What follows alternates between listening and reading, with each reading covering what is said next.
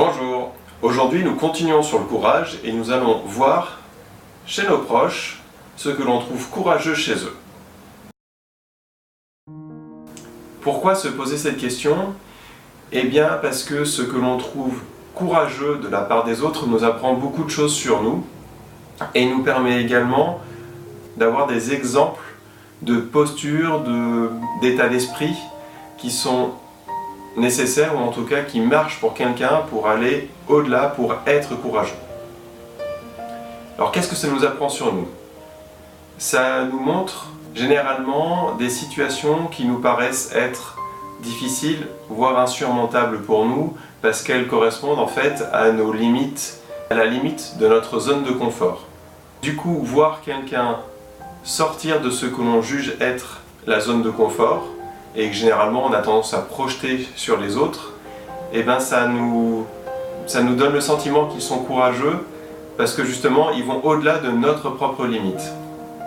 Et on ne se sent pas du tout capable, ou en tout cas on n'avait jamais envisagé de faire une telle chose. Pour moi, il y a un deuxième cas de figure. Il y a aussi celui où on peut trouver que les gens sont courageux, nos proches, ou même n'importe quelle personne autour de nous, quand ils vont au-delà de ce que l'on juge acceptable.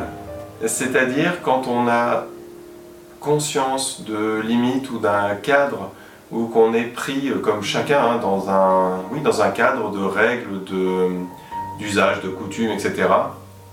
Les personnes qui vont aller au-delà de ce cadre, on va trouver ça en un sens courageux. Ceci étant, et en particulier dans ce cas, il arrive également que l'on reproche aux autres, quelque part, de franchir cette limite. Que ce soit la limite de notre zone de confort ou du cadre établi, de la bienséance et tout ce genre de conventions.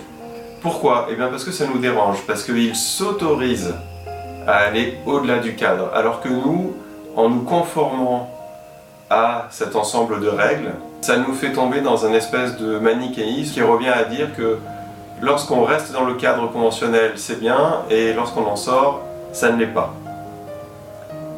Alors que le cadre sur lequel on s'appuie pour dire ça est conventionnel. À partir du moment où il n'y a pas de manque de respect vis-à-vis des individus et pas de mise en péril de ce système, parce qu'il est quand même important d'avoir tout un ensemble de systèmes, de règles, un système cohérent pour pouvoir rendre la vie en communauté possible.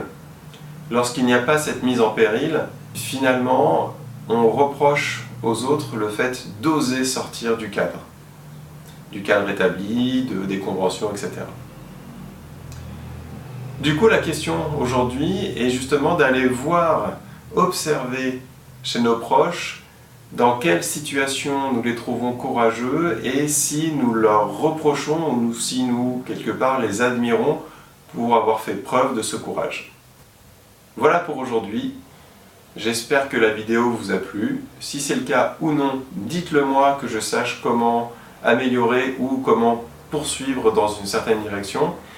Et je vous souhaite une excellente journée. À demain!